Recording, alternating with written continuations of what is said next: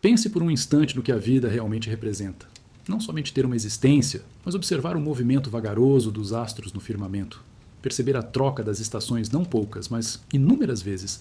Tente conceber o que é ver florestas surgirem, se desenvolverem e envelhecerem diante de seus próprios olhos. Tente imaginar o que é encontrar seu trisavô e, muitos séculos depois, ter em seus braços seu próprio trineto, transformando-se em um elo vivo que conecta gerações que, de outro modo, seriam apenas nomes mencionados em contos junto à lareira. Isso não se trata de uma fantasia, um relato de um domínio desaparecido. Trata-se do reflexo da narrativa de um indivíduo cuja existência foi tão extensa que contraria nosso entendimento sobre o tempo. Um indivíduo cujo nome passou a ser equivalente à longa vida. Um enigma registrado nos escritos mais remotos da história da humanidade. Esse indivíduo é Matusalém. E antes de mergulharmos completamente nesta vida que desafia o tempo, peço que tirem um momento para curtir o vídeo e se inscreverem no canal. Mas, como sempre, façam isso apenas se gostarem genuinamente do que fazemos por aqui. E já que falamos sobre tempo e conexão, me digam nos comentários de que parte do mundo vocês estão nos acompanhando. É sempre fascinante ver nossa comunidade global reunida, atravessando fusos horários, para se encontrar nas histórias tão incríveis da Bíblia.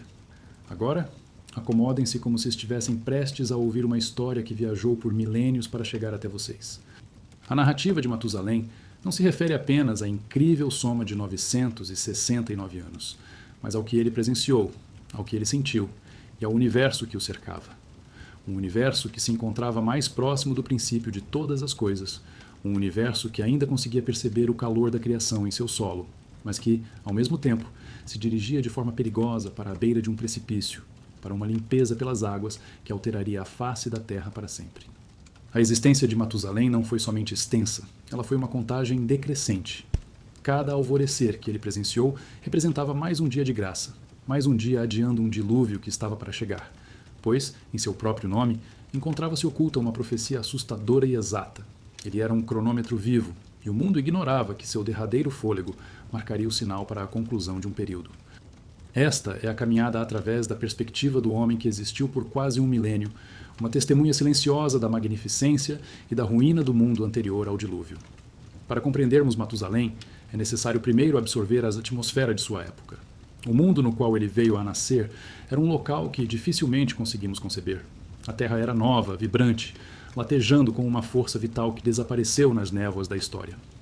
As árvores possuíam maior altura, os rios maior largura, e o próprio firmamento aparentava estar mais perto, como se a mão do Criador tivesse acabado de se retirar de sua obra-prima. A lembrança do Jardim do Éden não era um mito remoto, era uma narrativa transmitida por avós, cujos próprios avós a tinham escutado diretamente de Adão. A aflição da expulsão, a formosura perdida do paraíso, era uma chaga ainda fresca na alma do ser humano. Existia uma ligação com o sagrado que era praticamente tangível, uma sensibilidade espiritual que corria como a água dos rios. Os indivíduos viviam por séculos, não por décadas. Uma existência humana não era um rápido piscar de olhos, mas um extenso e gradual desenvolvimento de vivências. Uma única geração tinha na capacidade de ver a construção de impérios de saber, o aperfeiçoamento de artes e a transformação de famílias em nações. Essa vida prolongada, contudo, funcionava como uma faca de dois gumes. Se por um lado possibilitava o acúmulo de sabedoria, por outro, possibilitava que a perversidade criasse raízes profundas, que o ressentimento se convertesse em ódios de séculos e que o orgulho se elevasse até se transformar em uma montanha que ocultava a iluminação de Deus. E as trevas estavam se expandindo. Conforme a população aumentava, alguma coisa começou a se romper no íntimo do ser humano. A agressividade, que teve início com o sangue de Abel atingir o chão, tinha se transformado em um idioma corrente. A injustiça já não era um ato pontual, mas um sistema estabelecido. O livro de Gênesis nos relata que a maldade humana havia aumentado sobre o planeta e que cada desígnio dos pensamentos em seu íntimo era continuamente mau. Tente imaginar viver em um mundo dessa forma. Um mundo de seres imensos, não somente em tamanho corporal, com os Nephilim andando entre as pessoas como lendas vivas, consequência de uma junção profana que misturava os limites entre o céu e a terra, mas também imensos em orgulho e depravação. Eram tempos de homens de grande valor, de heróis de fama, mas sua notoriedade frequentemente era erguida sobre a opressão e a tirania. A terra estava depravada, repleta de violência. Era um mundo de opostos, de uma beleza natural impressionante e uma feiura moral profunda. Era um mundo onde a presença de Deus ainda podia ser percebida no murmúrio do vento, mas o ruído da crueldade humana buscava abafar essa voz a qualquer preço. Foi nesse contexto, nessa contradição entre claridade e escuridão, que uma descendência particular se tornou essencial. Uma linha de sucessão que levava consigo a promessa, a semente da esperança em meio ao caos que aumentava. E para acharmos Matusalém, temos que seguir essa linha, esse curso de tempo que corre diretamente do primeiro homem. Tudo se inicia com Adão, o homem formado do pó do solo, que inalou o sopro da vida, vindo diretamente de Deus. Adão, que passeou com o Criador na brisa do entardecer, que experimentou a perfeição e sentiu o peso avassalador da perda. Por 930 anos, Adão viveu como uma preciosidade de um mundo perdido. Cada narrativa que ele contava era um acesso ao Éden. Ele conseguia descrever o gosto de frutas que ninguém mais provaria, o som de animais que não mais se comunicariam, a sensação da presença de Deus sem a barreira da vergonha. Ele era a memória viva da humanidade, mas ele também era a encarnação da consequência. Em seu rosto marcado pelo tempo, as gerações que se seguiram viam o custo da desobediência. Após o evento trágico de Caim e Abel, quando a primeira morte manchou a jovem família humana, uma nova esperança surgiu. Sete. Seu nome queria dizer dado ou substituto, pois Eva percebeu que Deus lhe havia concedido outro filho em substituição a Abel. Sete não era somente mais um filho. Ele era a continuidade da linhagem da promessa. A partir dele, a Bíblia descreve uma genealogia que é muito mais do que um registro de nomes e idade. É um laço espiritual que une a esperança da redenção através dos séculos. Sete viveu 912 anos e, durante seus dias, um evento fundamental ocorreu. Seu filho, Enos, nasceu, e a Bíblia nos informa que naquela época se começou a invocar o nome do Senhor. Isso é muito significativo. Em um mundo que começava a se distanciar, a linhagem de Sete tomou uma decisão consciente. Eles olharam para o firmamento e clamaram pelo nome de Deus. Já não era uma comunhão espontânea como no jardim. Era uma ação de fé, uma tentativa deliberada de se reconectar com o Criador. A veneração organizada, a procura por Deus em grupo, teve seu início ali, com o neto de Adão. Essa centelha da fé foi transmitida adiante, de Enos para seu filho Cainã, que viveu 910 anos. De Cainã para Maalalel, que viveu 895 anos. De Maalalel para Jarede, que viveu 962 anos. Cada um desses homens era um elo nessa corrente. Eles viveram existências extraordinariamente longas, coincidindo uns com os outros por séculos. Adão, por exemplo, ainda estava vivo quando Lameque, o pai de Noé, veio ao mundo. Imagine as conversas. Imagine Lameque, o nono na linhagem, tendo a possibilidade de ouvir histórias sobre o jardim do Éden diretamente do homem que esteve lá. O saber não se extraviava. Era passado de forma direta, de pai para filho, através de um abismo de tempo que para nós é impossível de conceber. Essa cadeia contínua de testemunho era a base daquela linhagem, mantendo viva a lembrança de quem era Deus e qual era a sua promessa, enquanto o restante do mundo se perdia em sua própria violência e esquecimento. Cada nome nessa lista não é apenas um ponto no tempo, é um protetor da chama, um mensageiro da esperança. E então, na linhagem de Jared, nasceu um homem que seria diferente de todos os outros. Um homem cuja vida seria um prenúncio para o próprio Matusalém. Seu nome era Enoque. Enoque era o pai de Matusalém, mas ele era muito mais do que isso. Em uma genealogia onde o modelo é "e ele viveu, e gerou filhos e filhas, e morreu", Enoque foge a essa regra. A descrição de sua vida é singular, quase lírica. A Bíblia afirma 2 vezes para reforçar: Enoque andou com Deus. Esta frase singela possui um significado imenso. Não afirma que ele tinha fé em Deus, ou que ele venerava a Deus à distância. Afirma que ele andou com Deus. É uma representação de proximidade, de companheirismo, de uma jornada diária lado a lado. Em um mundo que se movia na direção contrária, Enoque caminhava em harmonia com o Criador. Imagine a cena. Enquanto as pessoas de seu tempo estavam focadas em erguer cidades, em juntar riquezas, em construir uma reputação para si mesmas através da força e da dominação, Enoque estava concentrado em algo que não se via. Sua vida era um diálogo constante com o Eterno. Talvez ele enxergasse a presença de Deus na maneira como a luz da alvorada tocava os cumes das montanhas, ou ouvisse sua voz no som do rio que passava perto de sua morada. Ele vivia em uma esfera diferente. Para os demais, ele poderia parecer um homem peculiar, silencioso, talvez até indiferente às coisas importantes da vida. Mal podiam eles imaginar que Enoque estava engajado na coisa mais importante de todas. Essa comunhão profunda proporcionou a Enoque uma visão que poucas pessoas tinham. O livro de Judas, no Novo Testamento, nos mostra que Enoque não era apenas um homem devoto, mas também um profeta. Ele observou a depravação de sua era e anunciou uma mensagem de julgamento. Ele falou sobre a vinda do Senhor com seus santos para julgar a todos, para sentenciar os perversos por suas ações de perversidade e pelas palavras rudes que disseram contra ele. Enoque enxergava o final desde o princípio. Ele compreendia que o caminho que a humanidade estava seguindo levava à ruína. Sua caminhada com Deus não era uma fuga do mundo, mas um ponto de observação de onde ele podia ver a realidade do mundo com nitidez divina, e foi nesse ambiente, aos 65 anos, que ele se tornou pai. Um filho veio ao mundo, e o nome que Enoque lhe deu foi, em si mesmo, uma profecia: Matusalém. O nome é com frequência traduzido do hebraico como sua morte trará, ou quando ele morrer, será enviado. Era um nome de grande peso, um nome que continha o presságio do julgamento. Todas as vezes que Enoque olhava para seu filho, todas as vezes que o chamava pelo nome, ele se recordava da mensagem que Deus havia posto em seu coração. A vida daquele menino estava intimamente conectada ao destino do mundo. Podemos somente imaginar como foi a meninice de Matusalém.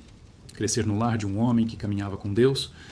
Enquanto outras crianças aprendiam a caçar ou a edificar, Matusalém aprendia a escutar o silêncio, a buscar o sagrado nas coisas comuns.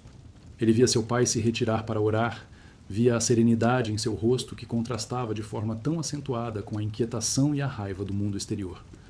Enoque não ensinou a seu filho apenas sobre Deus. Ele mostrou a seu filho como era uma vida vivida em completa comunhão com ele. Essa formação espiritual foi a herança mais preciosa que Matusalém poderia ter recebido. Ele aprendeu que a verdadeira força não se encontrava nos músculos ou na fama, mas na tranquilidade de um coração que deposita sua confiança no Criador. Ele viu em primeira mão que era possível viver de modo diferente, ser uma luz solitária em meio a uma escuridão avassaladora. E então, quando Matusalém já era um homem adulto, tendo seus próprios filhos, o acontecimento mais extraordinário de toda a genealogia anterior ao dilúvio ocorreu. Enoque prosseguiu sua caminhada com Deus. E um certo dia, ele simplesmente não estava mais presente. A Bíblia relata de forma concisa e enigmática. E não foi mais achado porque Deus para si o arrebatou. O sumiço de Enoque deve ter sido um acontecimento de grande impacto para sua família e sua comunidade. Ele não faleceu. A morte, a consequência do pecado que se estendia sobre toda a humanidade, não o atingiu. Sua comunhão com Deus era tão completa, tão profunda, que a passagem entre a vida na terra e a vida eterna foi sem interrupções. Ele caminhou para fora do tempo e para dentro da eternidade. Para Matusalém, a perda de seu pai deve ter sido profunda. A ausência física, o espaço vazio deixado por aquele que era seu orientador espiritual, mas, ao mesmo tempo, que testemunho poderoso. Seu pai não havia sido vencido pela morte. Ele havia sido homenageado por Deus de uma forma singular. O arrebatamento de Enoque foi a prova final de que a caminhada de fé que ele ensinara era genuína, que o Deus a quem ele servia era poderoso e fiel. Este evento marcou Matusalém pelo resto de sua longa vida. Ele se tornou o protetor do legado de seu pai. Ele era o filho do homem que andou com Deus, e ele também era o homem cujo nome continha a chave para o futuro. Com o desaparecimento de Enoque, o peso daquela profecia em seu nome deve ter se tornado ainda mais real. Quando ele morrer, será enviado. O que seria enviado?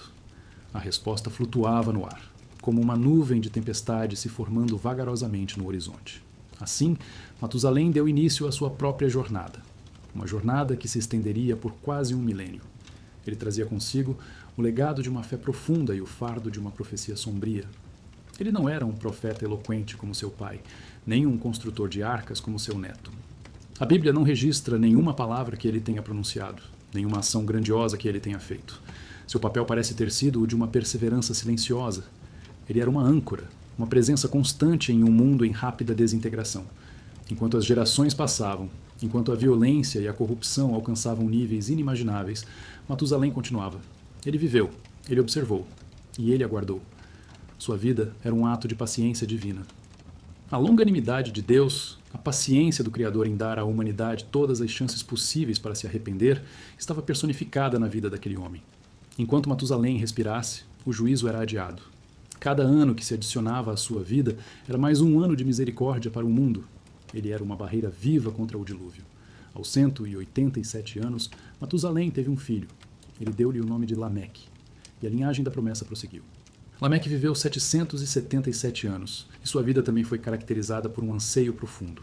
Diferente do Lameque da linhagem de Caim, que se vangloriava de sua violência, este Lameque, descendente de Sete, manifestou a dor e o esgotamento de sua época. Quando seu próprio filho nasceu, Lameque profetizou sobre ele. Olhando para o recém-nascido, ele disse: Este nos trará consolo em nossos trabalhos e no esforço de nossas mãos, por causa da terra que o Senhor amaldiçoou. Havia um cansaço no mundo, um peso esmagador que resultava do trabalho duro em um solo amaldiçoado e da tristeza de viver em uma sociedade corrompida.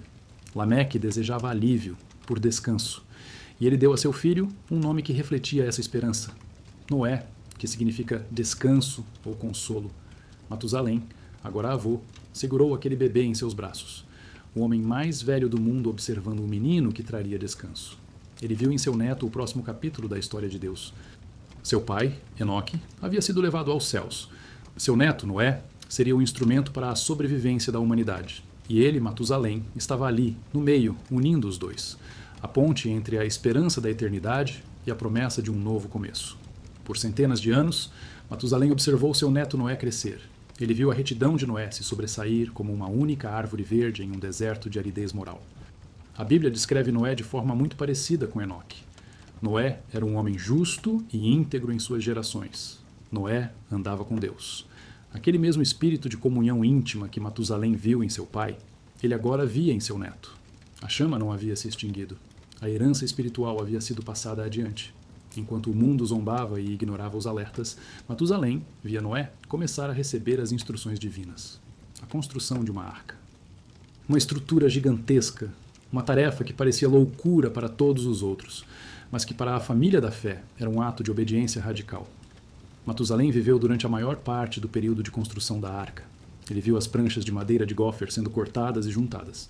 Ele ouviu os martelos ecoando dia após dia, um som constante de preparação para um juízo que ninguém mais acreditava que viria.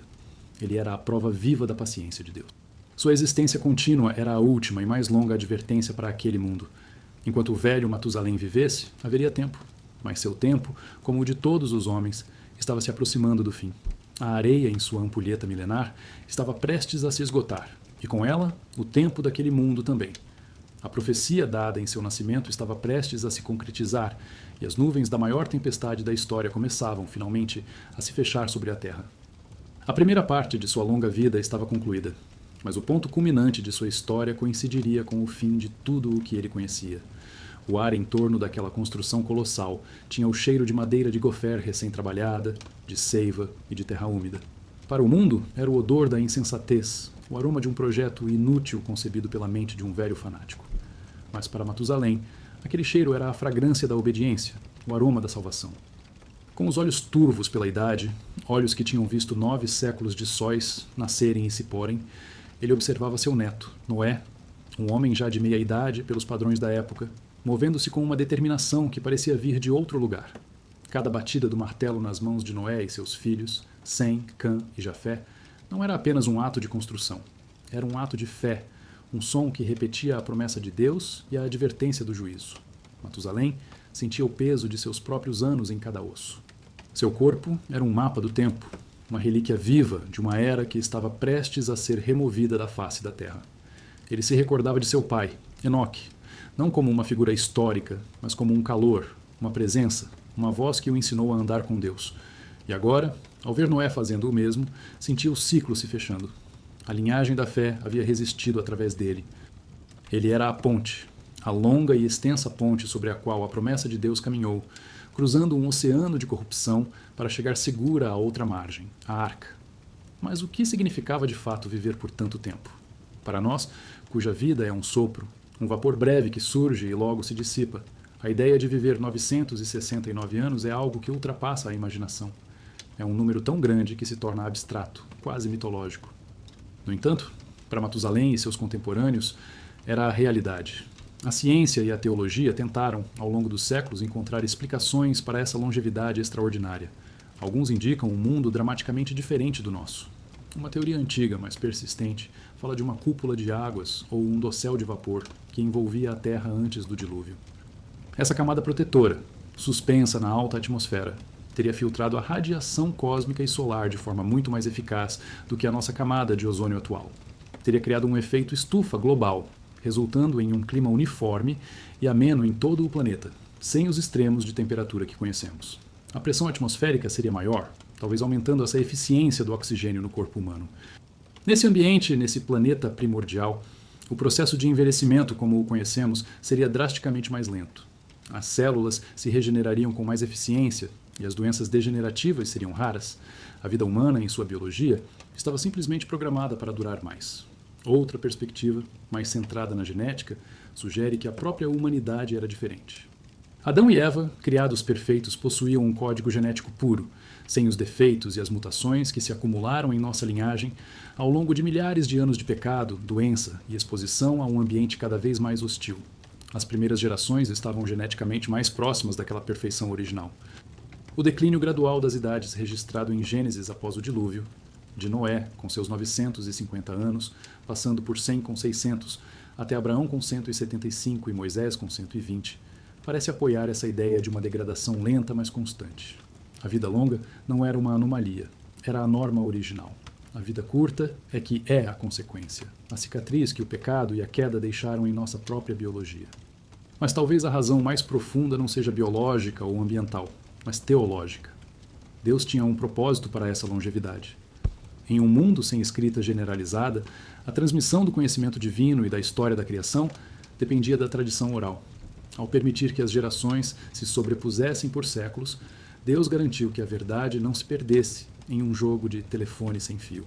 Matusalém podia, em sua juventude, ter conversado com homens que conheceram Sete pessoalmente. E Sete, por sua vez, passou mais de 200 anos na companhia de seu pai, Adão. A história do Éden, da criação, da queda, não era uma lenda. Era um testemunho de primeira ou segunda mão. Essa longa cadeia de memória viva era essencial para que a humanidade não tivesse desculpa para o esquecimento. Eles sabiam de onde vieram e quem era o seu Criador.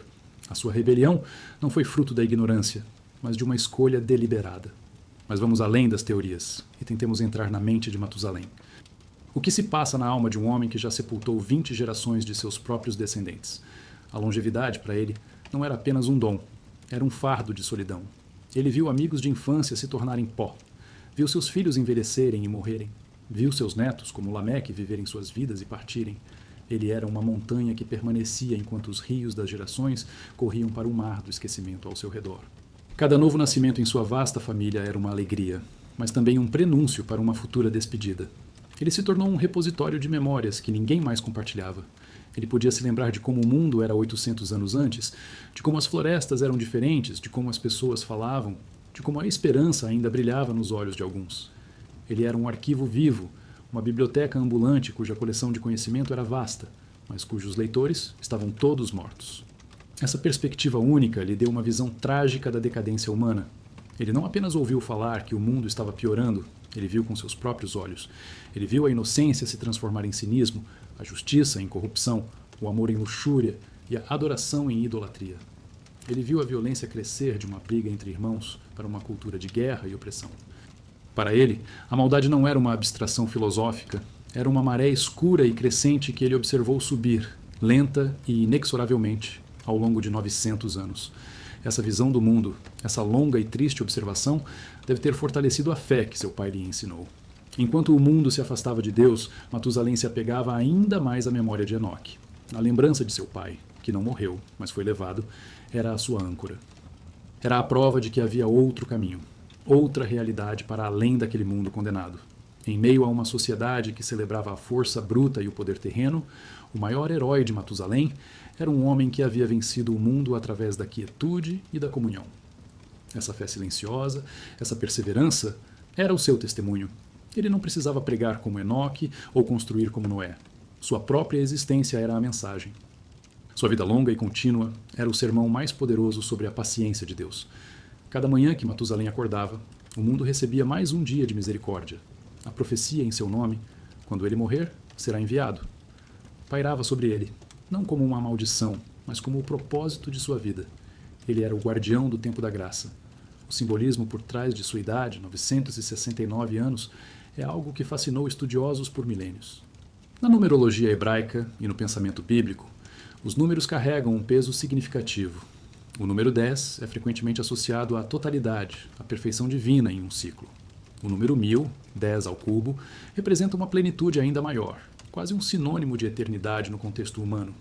Um dia para o Senhor é como 1000 anos.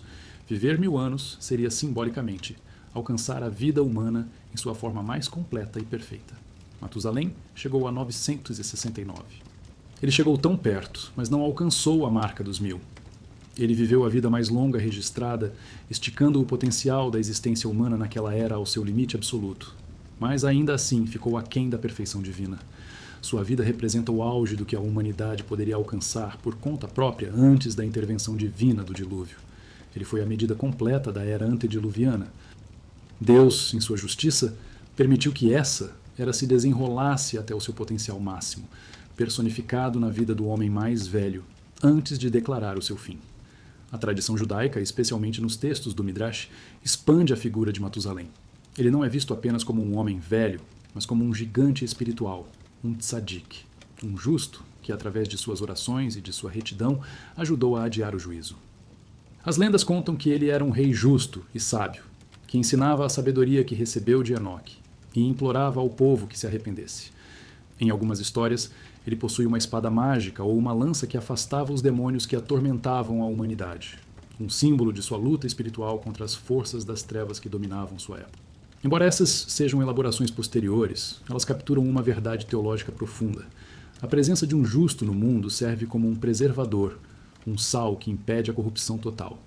Enquanto Matusalém vivia, sua justiça, herdada de Enoque e Sete, era uma força que sustentava o mundo. Sua morte não seria apenas o gatilho cronológico para o dilúvio, mas o momento em que a última grande barreira espiritual contra o mal seria removida. O mundo, então, estaria totalmente entregue à sua própria maldade, maduro para o juízo. É interessante notar como outras culturas antigas também carregam ecos dessa tradição de longevidade primordial. A mais famosa é a lista de reis Suméria, um antigo texto da Mesopotâmia que lista os reis que governaram antes de um grande dilúvio. As durações de seus reinados são fantásticas, medidas em sars, unidades de 3.600 anos, e ners, unidades de 600 anos. Reis como Alulim e Alongar teriam reinado por 28.800 e 36.000 anos, respectivamente. À primeira vista, esses números fazem os 969 anos de Matusalém parecerem modestos. No entanto, há uma diferença crucial. Os números sumérios são claramente mitológicos, simbólicos, destinados a divinizar esses reis primordiais e a estabelecer sua autoridade como algo além do humano. A genealogia de Gênesis, por outro lado, é apresentada de forma sóbria, quase como um registro de censo. As idades, embora vastas, são específicas. Matusalém viveu 187 anos e gerou Alameque. E viveu Matusalém, depois que gerou Alameque, 782 anos, e gerou filhos e filhas. E foram todos os dias de Matusalém 969 anos, e morreu. A fórmula é consistente, detalhada e, crucialmente, mostra um declínio ao longo do tempo. As narrativas pagãs são sobre a glorificação do homem. A narrativa bíblica é sobre a história da interação de Deus com o homem, e a longevidade serve a um propósito dentro dessa história. É um vestígio, uma memória distorcida de uma verdade. A humanidade lembrava-se de que seus ancestrais viveram muito tempo e que houve um grande dilúvio, mas apenas a revelação bíblica preservou o porquê, a história da criação, da queda, da promessa e do juízo. A longevidade de Matusalém, portanto, nos força a refletir sobre a própria natureza do tempo e do propósito. Por que Deus concedeu uma vida tão longa a um homem que viveria para ver o fim do mundo que ele conhecia? A resposta, como sempre, está no caráter de Deus. É um testemunho de sua paciência. A palavra hebraica para paciência ou longanimidade significa literalmente narinas longas ou respiração lenta. É a imagem de alguém que demora a ficar irado, que respira fundo e devagar antes de agir. A vida de Matusalém foi a respiração lenta de Deus. Por 969 anos, Deus esperou. Ele deu à humanidade todas as oportunidades. Ele enviou o testemunho de Enoque, a pregação de Noé, e a presença silenciosa de Matusalém. Ninguém poderia dizer que o juízo veio sem aviso. A própria vida do homem mais velho era o aviso mais longo e constante da história. Pense no impacto espiritual disso. Em um mundo onde a vida é curta, tendemos a pensar em termos de legado imediato, de impacto rápido. Matusalém nos ensina sobre um tipo diferente de fidelidade, a perseverança a longo prazo. Sua vida não foi sobre um único momento de glória, mas sobre quase um milênio de constância.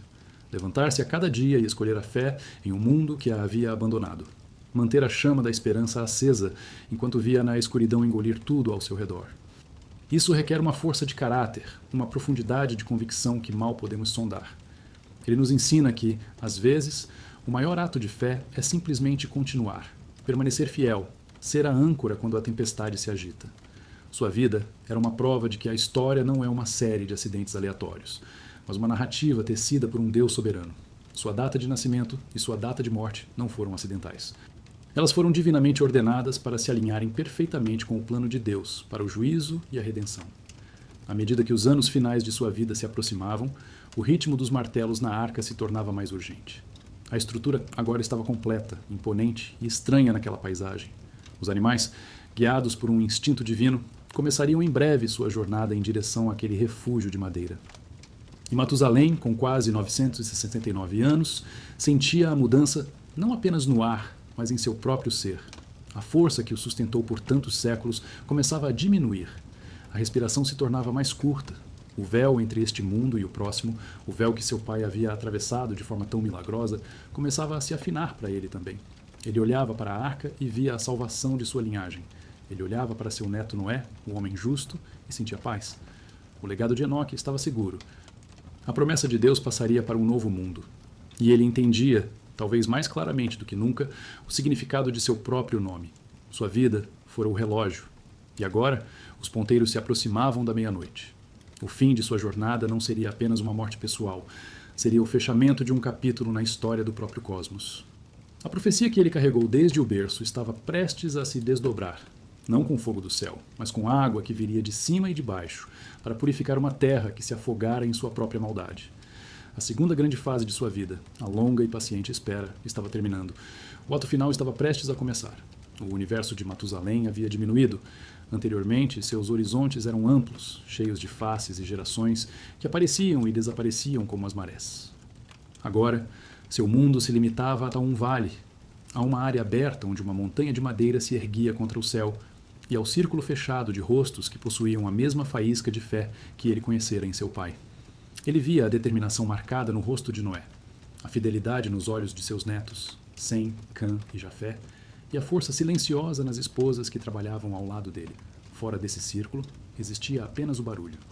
O zumbido abafado da indiferença, as risadas esporádicas dos que passavam e apontavam para a loucura de Noé, o alvoroço de um mundo embriagado com sua própria soberba, dançando à beira do abismo sem sequer olhar para baixo.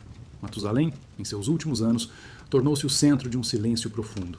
O silêncio da espera. O silêncio que antecede a tempestade. Ele era a personificação da tranquilidade no olho de um furacão que a própria humanidade havia gerado. Cada respiração sua era um ato de desafio contra a decadência moral que destruía a Terra. Cada nascer do sol, que seus olhos quase milenares ainda conseguiam ver, era uma prova da fidelidade de Deus, que mantinha sua promessa de juízo, mas que também, em sua infinita misericórdia, aguardava. Aguardava por ele. Para compreender a dimensão desse momento, precisamos fazer o que os antigos rabinos e os estudiosos cristãos fizeram por séculos, aprofundar-nos nos números. A genealogia de Gênesis 5 não é somente uma lista, é um cronômetro divino, um relógio celestial cujas engrenagens se movem com uma precisão assustadora. E a chave para desvendar esse relógio está na vida de Matusalém. A Bíblia nos informa que Matusalém tinha 187 anos quando gerou seu filho, Lameque. Anos depois, o texto prossegue. Lameque tinha 182 anos quando seu filho, Noé, nasceu. E o evento desencadeador, o ponto central para o qual toda a história se encaminha, é afirmado em Gênesis 7. Tinha Noé 600 anos de idade, quando as águas do dilúvio vieram sobre a terra. Se somarmos esses números, a matemática da providência se mostra de forma arrepiante. 187 anos da vida de Matusalém até o nascimento de Lameque. Mais 182 anos da vida de Lameque, até o nascimento de Noé. Mais os 600 anos da vida de Noé, até o início do dilúvio. A soma, 187, plus 182 plus 600 é igual a 969. Exatamente. A idade com que Matusalém faleceu. Vamos fazer uma pausa e absorver o peso disso. Não é uma coincidência. Não é um detalhe sem importância. É a peça principal de todo o quebra-cabeça. A vida do homem mais velho da história foi medida, desde o seu nascimento, para terminar precisamente no ano em que o mundo seria julgado. A profecia contida em seu nome, quando ele morrer, será enviado. Não era uma premonição vaga, mas um cronograma literal. Sua vida não foi apenas um testemunho da paciência de Deus. Ela era a própria medida dessa paciência. Deus, em sua soberania, determinou: enquanto este homem, Matusalém, o meu justo, o filho daquele que andou comigo, respirar sobre a terra, o meu juízo será contido. Sua existência era a última barreira de misericórdia, o último fio que segurava a represa da ira divina. Por isso, a pergunta que ressoa através dos séculos não é apenas como ele viveu tanto, mas o que aconteceu naquele ano final.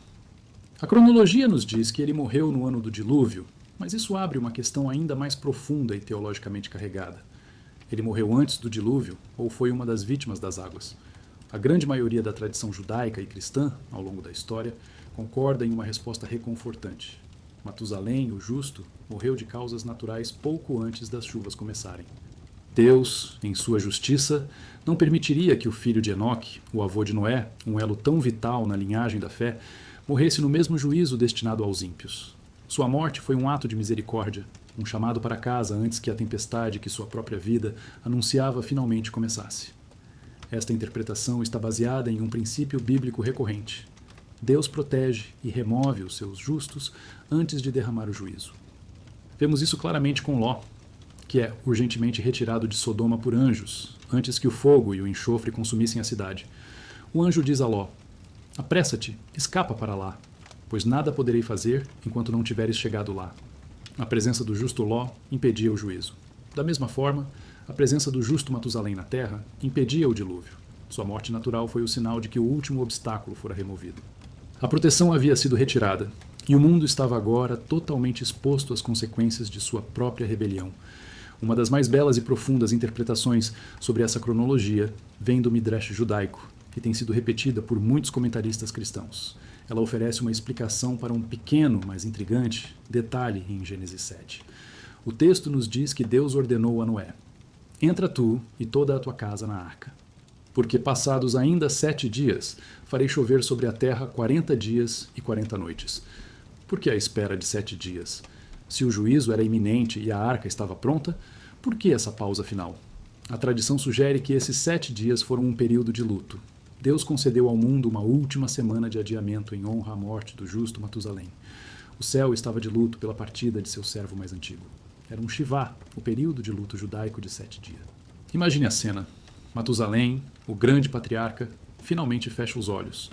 Noé e sua família o enterram chorando a perda do homem que foi a sua ligação viva com um passado sagrado. E enquanto eles choram, Deus segura as comportas do céu e as fontes do grande abismo em respeito.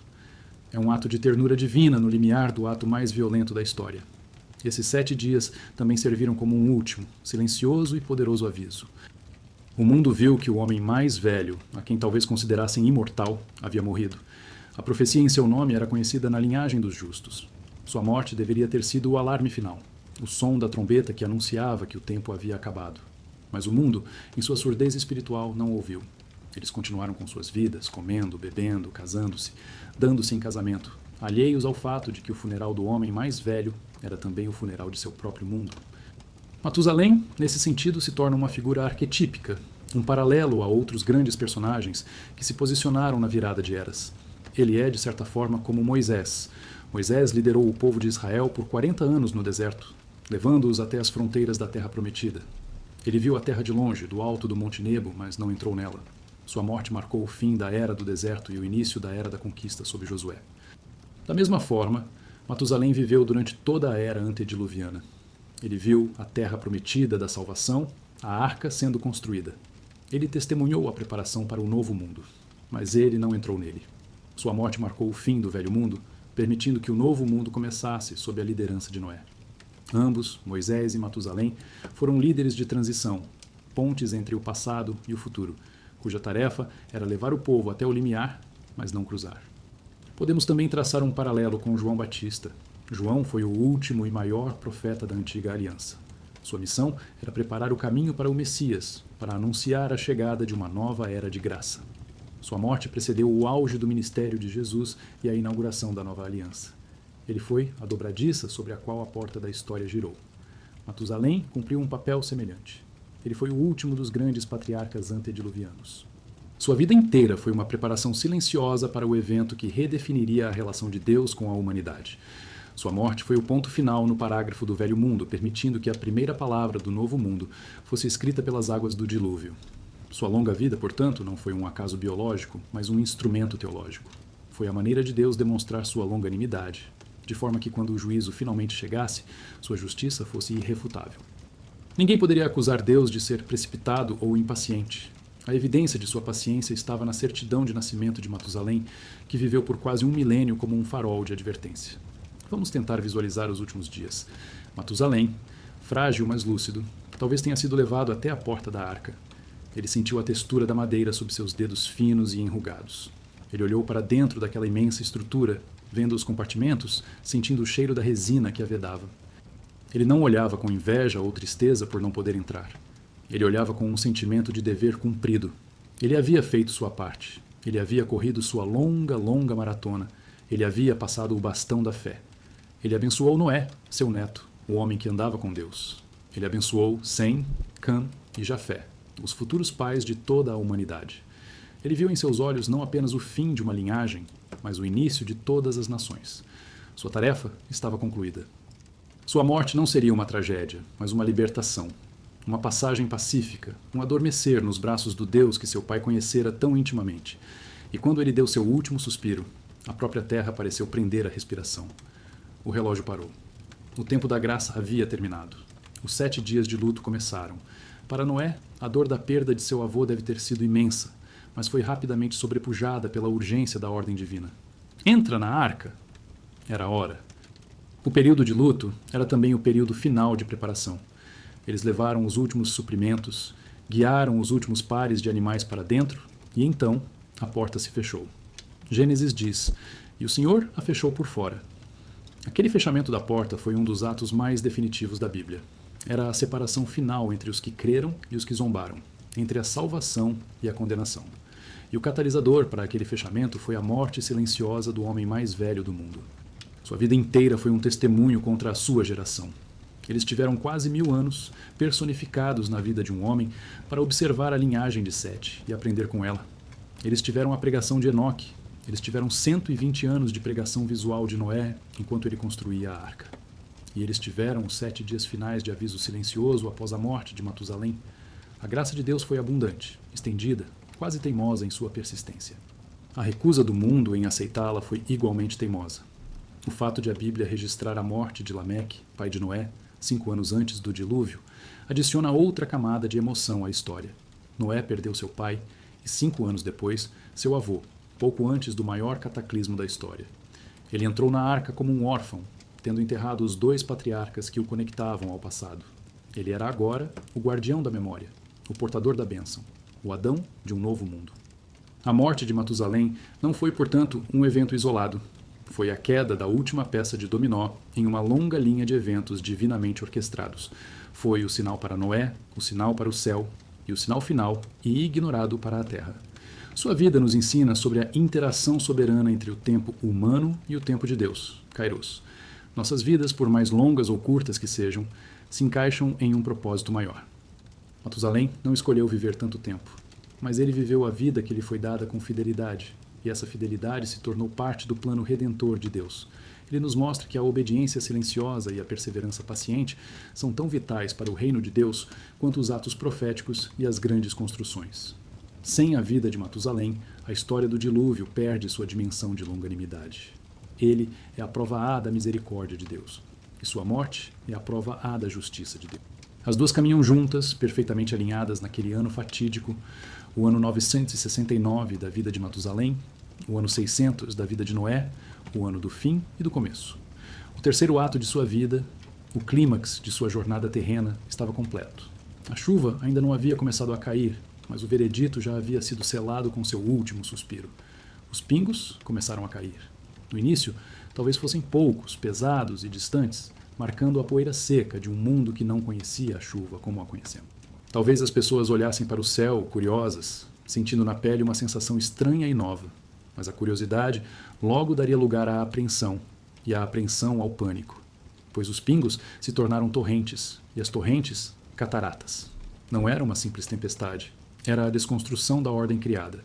Gênesis diz que, naquele dia, romperam-se todas as fontes do grande abismo, e as janelas dos céus se abriram.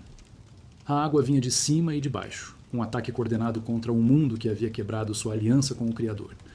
Dentro da arca, a família de Noé ouvia o som ensurdecedor da água, sentia os primeiros solavancos da embarcação começando a flutuar, um microcosmo de ordem em meio ao caos absoluto, e em algum lugar, sob a terra que logo seria submersa, jazia o corpo de Matusalém, o homem cuja morte fora o último sussurro da misericórdia antes do rugido.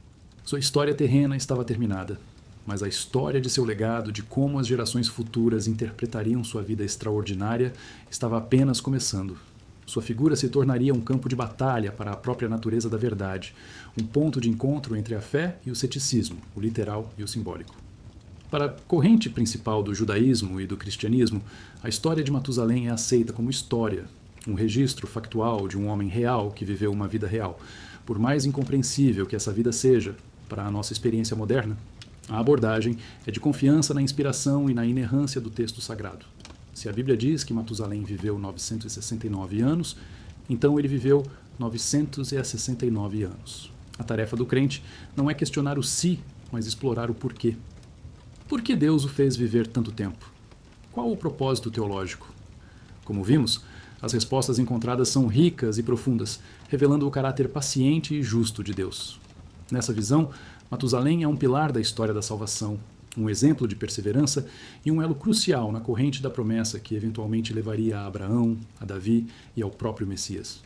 Ele é a prova de que Deus trabalha através de longos arcos de tempo, tecendo sua narrativa de redenção com paciência e soberania.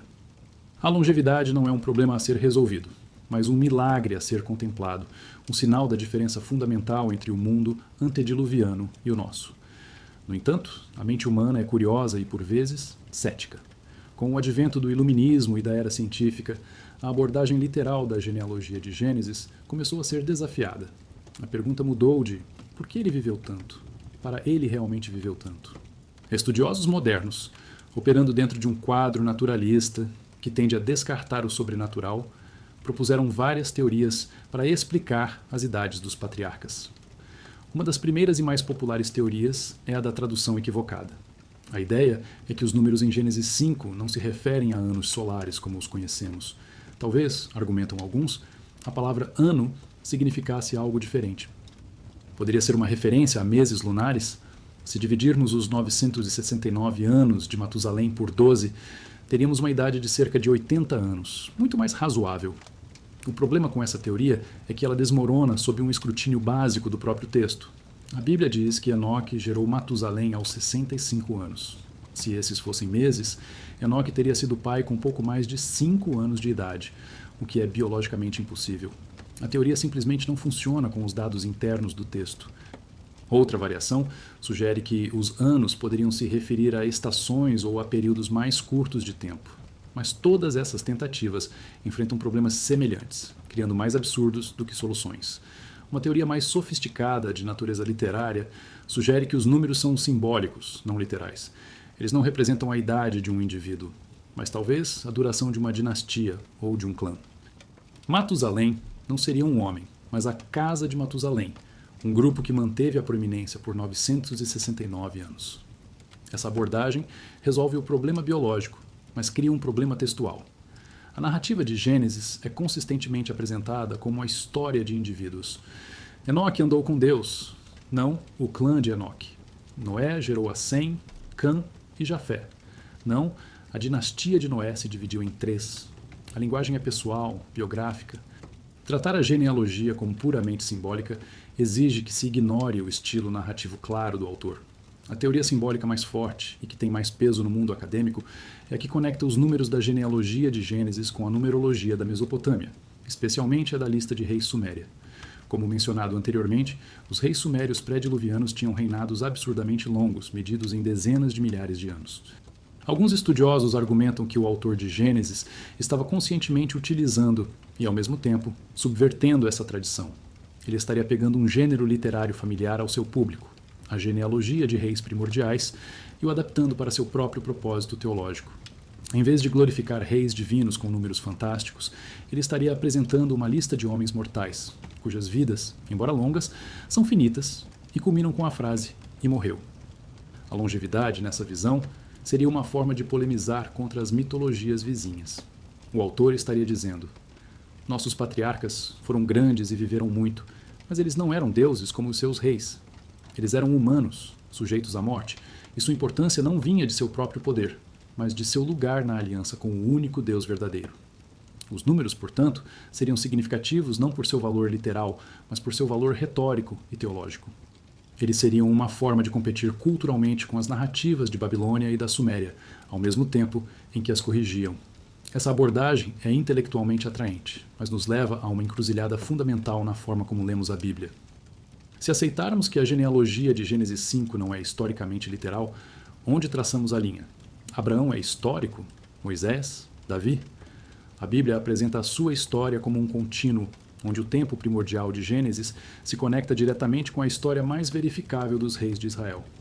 A própria credibilidade de apóstolos como Lucas, que traça a genealogia de Jesus até Adão, parece depender da historicidade dessa linhagem. Para muitos crentes, descartar a literalidade de Gênesis 5 é puxar um fio que pode desfazer toda a tapeçaria da história da redenção. O debate, portanto, não é apenas sobre números, é sobre a natureza da revelação e a confiabilidade da Escritura. O olhar cético vê um mito adaptado. O olhar da fé vê um registro histórico que desafia nossas pressuposições modernas. Para além do cânone bíblico, a figura de Matusalém e de seu pai, Enoque, floresceu de maneiras extraordinárias na literatura apócrifa e pseudepígrafa, especialmente no livro de Enoque. Este texto antigo, que não foi incluído na Bíblia hebraica, ou na maioria dos cânones cristãos, com a notável exceção da Igreja Ortodoxa Etíope, expande vastamente a história desses patriarcas. O livro de Enoque é atribuído ao próprio Enoque, que teria escrito suas visões antes de ser transladado. Embora não seja considerado escritura inspirada pela maioria, ele nos dá uma janela fascinante para como os judeus do período do Segundo Templo pensavam sobre esses personagens. No livro, Matusalém desempenha um papel crucial. Ele não é apenas o filho de Enoque. Ele é seu herdeiro espiritual, o destinatário de seus ensinamentos secretos. Antes de ser levado, Enoque chama Matusalém e lhe transmite toda a sabedoria que recebeu dos anjos sobre os céus, o futuro do mundo, o juízo e a vinda do Messias. Matusalém se torna o guardião desse conhecimento esotérico, responsável por transmiti-lo à próxima geração, que por sua vez o passaria a Noé. Nessa tradição, Matusalém é elevado de uma figura silenciosa a um sacerdote e um sábio, um patriarca, que ativamente instrui seu povo. Uma das passagens mais tocantes do livro de Enoque descreve o nascimento milagroso de Noé. O texto diz que, quando Noé nasceu, ele era tão radiante e glorioso que Lameque, seu pai, ficou assustado, pensando que ele era filho de um dos anjos caídos, os vigilantes. Lameque corre até seu pai, Matusalém, para pedir conselho. Matusalém, o sábio, viaja até os confins da terra para falar com seu próprio pai, Enoque, que já havia sido transladado, para descobrir a verdade. Enoque revela que o menino é de fato da linhagem justa e que seu nome será Noé, pois ele será o remanescente que trará descanso à terra após o dilúvio. Essa história, embora não canônica, pinta um retrato vívido de Matusalém como a âncora de sua família, o mediador entre as gerações, aquele a quem se recorre em tempos de crise e confusão espiritual. Ele é a rocha de sabedoria em um mundo de caos. Essa visão de Matusalém como um sábio e um justo também influenciou a forma como o cristianismo primitivo e o islamismo o viam. Embora ele seja mencionado apenas brevemente no Novo Testamento, na genealogia de Jesus em Lucas, os pais da igreja frequentemente o citavam como um exemplo da paciência de Deus. No Islã, embora não seja nomeado no Alcorão, ele é conhecido na tradição islâmica como Matusalak e é reverenciado como um dos profetas e patriarcas pré-islâmicos, parte da longa linha de homens justos, que mantiveram a fé no Deus único. Em todas essas tradições, o fio comum é a sua retidão inabalável e sua conexão íntima com os planos de Deus. Ele nunca é retratado como uma figura rebelde ou secundária, mas sempre como um pilar da fé, em um tempo de apostasia quase universal. A encruzilhada entre o olhar cético e o olhar da fé sobre Matusalém é, na verdade, uma miniatura da encruzilhada sobre a própria existência. O cético olha para uma vida de 969 anos e vê uma impossibilidade biológica, um exagero literário, um mito. A conclusão lógica é que a história não pode ser verdadeira como está escrita. O olhar da fé, no entanto, opera a partir de uma premissa diferente. Ele começa com um Deus que criou o universo, que moldou o homem do pó, que pode abrir o mar e ressuscitar os mortos. Para um Deus assim, uma vida de 969 anos não é um problema. É simplesmente um fato de uma era diferente, com um propósito específico. A longevidade de Matusalém se torna não um obstáculo à fé, mas um testemunho da soberania de Deus sobre a própria vida e o tempo. A questão não é se a ciência moderna pode explicar Matusalém. Mas se estamos abertos a uma realidade onde Deus, e não as leis naturais, como as observamos hoje, tem a palavra final. A ciência, por sua própria definição, estuda o mundo natural, repetível e observável. Ela é uma ferramenta poderosa, mas limitada ao aqui e agora do nosso cosmos pós-diluviano. Tentar usar as limitações biológicas de hoje para julgar a plausibilidade do mundo de ontem é como um homem que viveu toda a sua vida em um deserto tentando provar que os icebergs não podem existir. Ele está aplicando as regras de seu ambiente limitado a uma realidade que ele nunca experimentou. A Bíblia descreve o dilúvio não como uma inundação local, mas como um evento cataclísmico que reestruturou o próprio planeta. Se aceitarmos a premissa de um evento tão transformador, é lógico supor que as condições de vida, atmosféricas, genéticas, geológicas, antes dele, eram dramaticamente diferentes. A longevidade de Matusalém, nesse contexto, deixa de ser um mito para se tornar um dado de um mundo perdido, uma pista sobre o quão radicalmente as coisas mudaram. No final das contas, Matusalém nos força a escolher a lente através da qual lemos não apenas sua história, mas toda a Escritura. É a lente do ceticismo, que busca explicações naturais para tudo e reduz o texto a um artefato humano moldado por mitos e agendas políticas?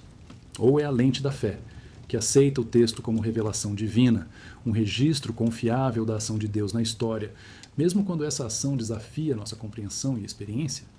Ambas as abordagens exigem uma espécie de fé. O cético tem fé na uniformidade dos processos naturais ao longo do tempo. O crente tem fé em um Deus que está acima desses processos e pode intervir neles. A vida de Matusalém, com seus 969 anos, fica exatamente nessa linha de falha. Ele é um teste de estresse para a nossa cosmovisão. A forma como lidamos com ele revela muito sobre o que realmente acreditamos sobre Deus, o homem e a natureza da verdade. E enquanto o debate intelectual continua, a história de Matusalém sobrevive, não apenas como um enigma numérico, mas como um poderoso arquétipo espiritual. Ele continua a ser o símbolo máximo da longevidade, o guardião da memória, a ponte entre o mundo que foi e o mundo que é. E para aqueles que olham com os olhos da fé, ele permanece como a mais longa e paciente sentença já escrita por Deus. Uma frase de misericórdia que durou 969 anos, antes do ponto final das águas. A quarta etapa de sua jornada, a de sua interpretação e legado, nos mostra que sua vida continua a gerar debate, admiração e, acima de tudo, a nos forçar a confrontar a profundidade dos mistérios de Deus. As águas se elevaram. Por 40 dias e 40 noites, a chuva não parou, um monólogo divino dilacerante que lavava a terra de sua própria mancha. A arca, antes um objeto de zombaria, era agora a única ilha de esperança em um oceano planetário de juízo. Dentro dela, Noé e sua família sentiam o balanço constante, um berço embalado pela destruição.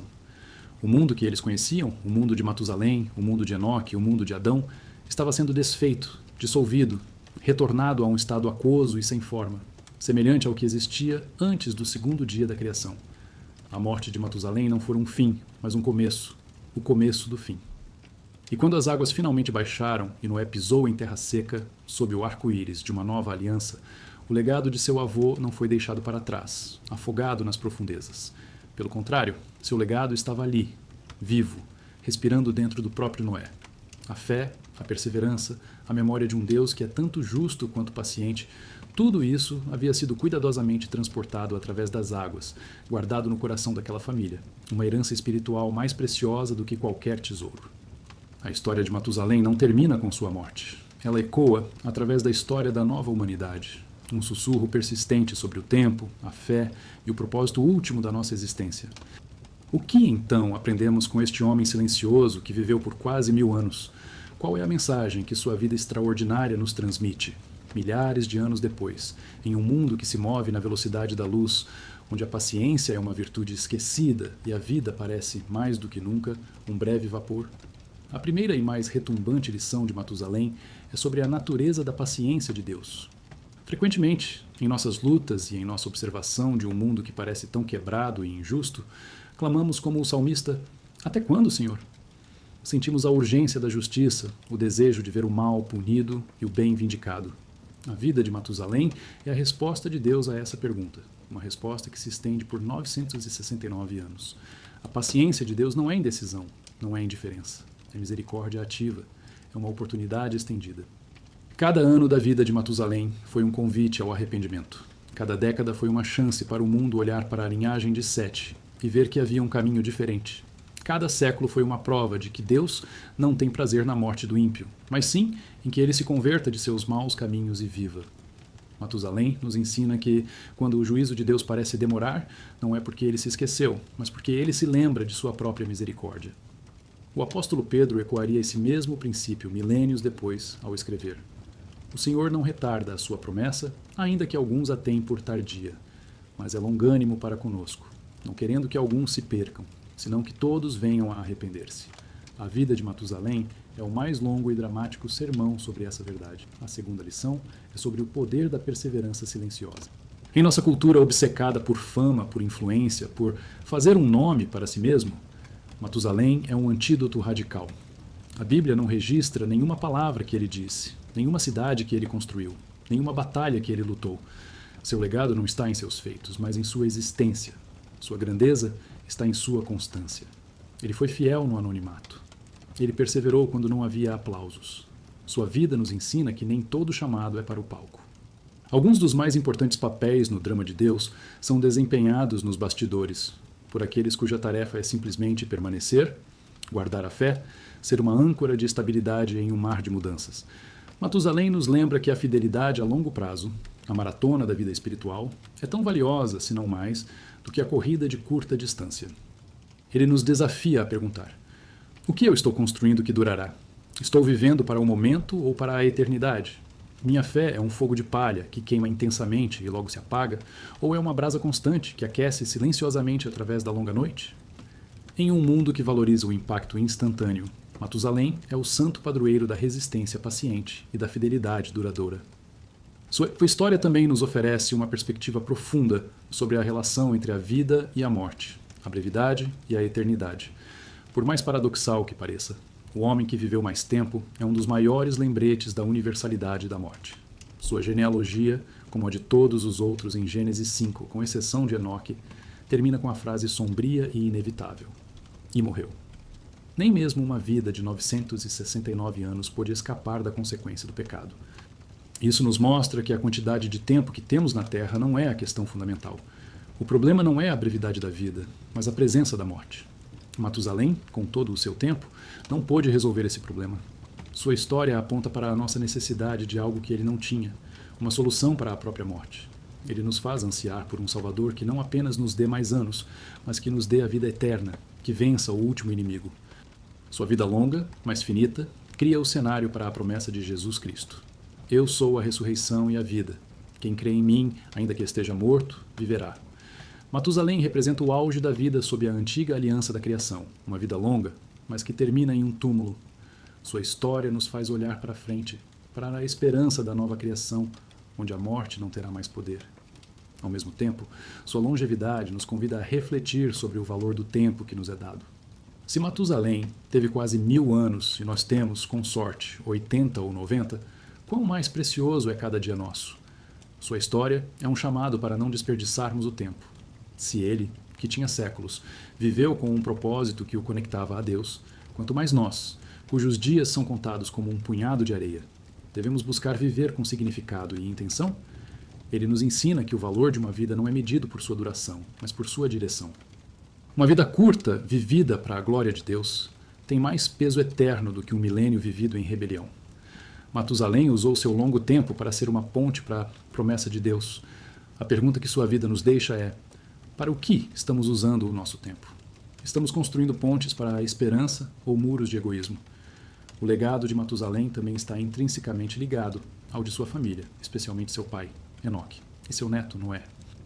Eles formam uma espécie de tríade da fé antediluviana. Enoque representa a comunhão, a caminhada íntima com Deus que transcende a própria morte. Ele é a esperança da ascensão, a prova de que a eternidade com Deus é o nosso destino final.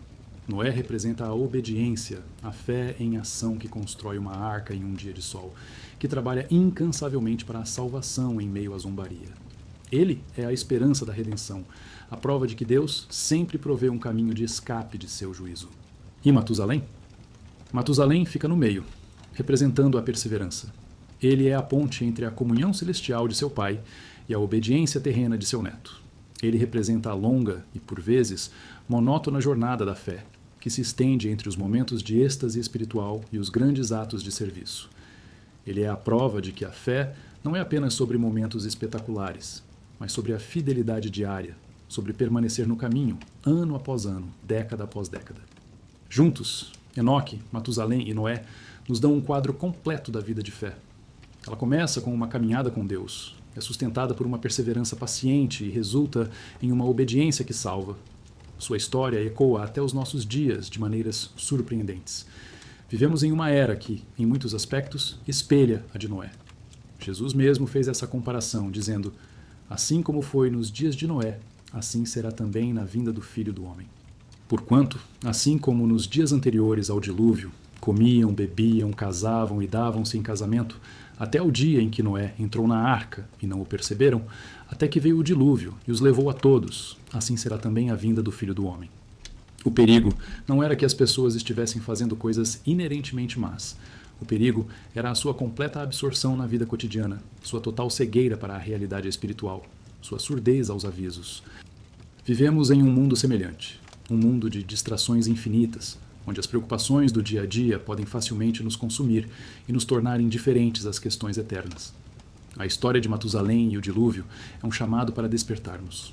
É um lembrete de que a história está se movendo em direção a um clímax, a um juízo final.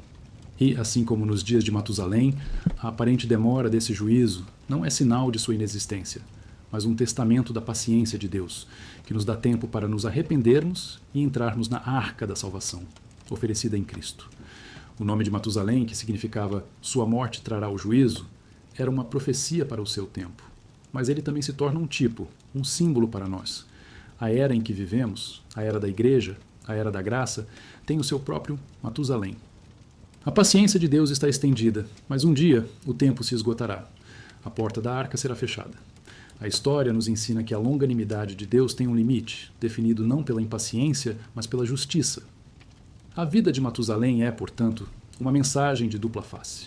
Um conforto imenso para aqueles que confiam em Deus, mostrando que Ele é incrivelmente paciente e fiel para preservar os seus, e uma advertência solene para aqueles que ignoram a Deus, mostrando que a paciência tem um fim e o juízo é certo e inevitável. No final, a jornada de Matusalém, que começou nas brumas de um mundo primordial, nos leva diretamente ao âmago do nosso próprio coração. Sua vida, como um telescópio apontado para o passado, nos permite ver a majestade da soberania de Deus sobre o tempo. Mas, como um espelho, ela também reflete nossas próprias vidas, forçando-nos a confrontar como estamos usando o tempo que nos foi dado. Ele não deixou para trás escritos ou monumentos, mas deixou algo muito mais duradouro, um exemplo. Um exemplo de que é possível viver uma vida de fé em meio a uma geração corrupta. Um exemplo de que a verdadeira medida de uma vida não está em sua duração, mas em sua devoção. E um exemplo de que cada vida, não importa quão longa ou curta, quão proeminente ou silenciosa, pode desempenhar um papel divinamente ordenado na grande e épica história da redenção de Deus. Aquele homem, nascido sob a sombra de uma profecia, tornou-se ele mesmo uma profecia viva, um relógio humano cuja contagem regressiva nos lembra que, embora a misericórdia de Deus seja vasta como o oceano, a porta da oportunidade não permanecerá aberta para sempre. Sua história é um convite para entrar na arca, para encontrar refúgio no único lugar seguro antes que a chuva comece a cair. Um convite para, como seu pai, andar com Deus, como ele, perseverar na fé, e como seu neto, obedecer ao chamado não importa quão impossível pareça, pois no final, como Matusalém silenciosamente testemunhou por 969 anos, é a fé que sobrevive à tempestade.